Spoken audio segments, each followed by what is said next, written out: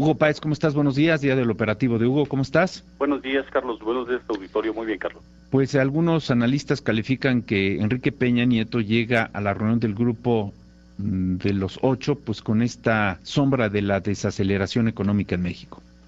Sí, Carlos, bueno, de la prensa internacional, de los primeros cuestionamientos en la llegada del presidente Enrique Peña Nieto a Londres, para después trasladarse el día de hoy, que inicia en Irlanda del Norte esta reunión del grupo de los países, de los 8 países más industrializados, pues fue el cuestionamiento sobre la desaceleración en el gasto, en especial en el gasto del gobierno los primeros 6 meses.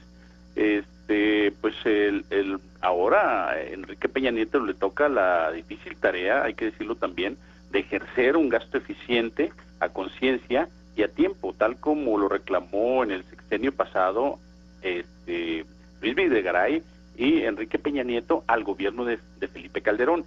En el escenario del Reino Unido, el presidente mexicano, también responde a ciertos cuestionamientos sobre el ejercicio del gasto público en los primeros 6 meses. Antes de irse y al llegar allá, aseguró que su gobierno pues no promueve la desaceleración del gasto, como bien lo comentabas, Carlos. Sin embargo, pues los hechos dicen lo contrario. Antes de viajar a Europa como invitado a la cumbre de los 8, Enrique Peña Nieto ordenó, y lo vimos aquí en México, ordenó al secretario de Comunicaciones y Transportes, Gerardo Ruiz Esparza, a ejercer de inmediato lo correspondiente a los 280 millones de pesos diarios destinados a la inversión en infraestructura en México. Como si la restricción, en realidad, la restricción está del flujo, estuviera en manos del secretario de Comunicaciones, cuando en los hechos, pues, es un elemento fundamental para alcanzar el déficit cero, como política financiera de Luis Videgaray y de Enrique Peña Nieto, pero con una interesante propuesta bajo el brazo en materia de evasión de impuestos por parte de las grandes transnacionales, y otra propuesta complementaria para combatir el lavado de dinero. Pues llega Peña Nieto a una entrevista previa con el premier inglés David Cameron, pues antes de iniciar la reunión del G8. Pero bueno, Carlos, la prensa internacional, sobre todo la especializada en economía y finanzas, pues se cuestiona sobre el subejercicio del gasto, que en cualquier país es un factor de contracción de la economía, aun cuando en este caso la reunión del G8 tenga un giro hacia un enfoque hacia el conflicto de Siria. Por ejemplo, el presidente Vladimir Putin se reúne con el primer ministro de Inglaterra, con David Cameron, para hablar sobre Siria. Esto también antes de la reunión de Irlanda, esto fue hace algunas horas. Pero hay que recordar que en realidad el concepto de la reunión del grupo de los 8, que empezó como grupo de los 6, por allá por los 70, en el 73, después derivó en el grupo de los 7, primero después de los 7 con la inclusión de Canadá, y después de los 8 con la inclusión de Rusia, después de la perestroika, pues es un propósito meramente económico.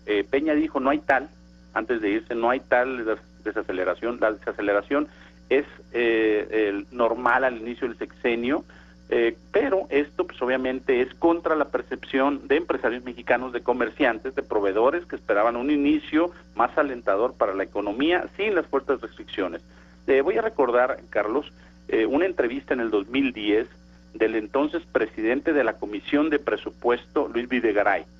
Fue un crítico implacable, de la Cámara de Diputados, fue un crítico implacable contra el subejercicio de Juan Molinar Orcasitas, cuando fungía como titular de la Secretaría de Comunicaciones y Transportes. Videgaray sentenció en el 2010, un subejercicio es defraudar la confianza de la gente y no lo podemos permitir. Cuando hablamos de subejercicio suena como un término burocrático, pero es algo muy grave. Por ejemplo, es una escuela preparatoria que una comunidad demanda, que se presupuesta, que se dice, aquí está la lana, la vamos a construir, pero que por alguna razón no se construye, porque algún burócrata no hizo su trabajo, o porque alguien tomó una decisión arbitraria de detenerlo. En el 2010, Videgaray se cuestionaba, ¿qué pasa con el dinero del subejercicio?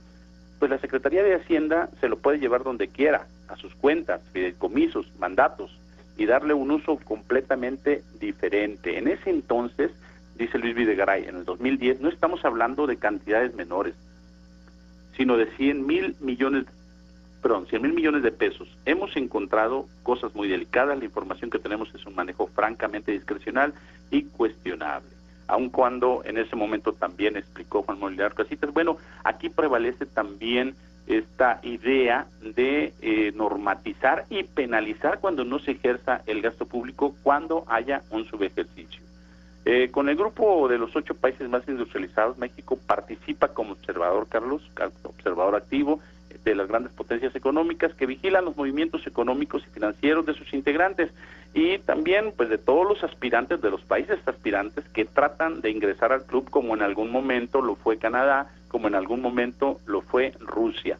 A 6 meses de iniciado el sexenio, acá en México el gobierno de Peña pues no ha superado esta prueba del gasto y lo exhibe como una administración más improvisada, como en su momento lo dijo muy crítico Luis Videgaray de Felipe Calderón y de Juan Molinar Orcasitas. O sea que no es lo mismo, Carlos, estar en la oposición que estar en el gobierno. Ah, claro, por supuesto.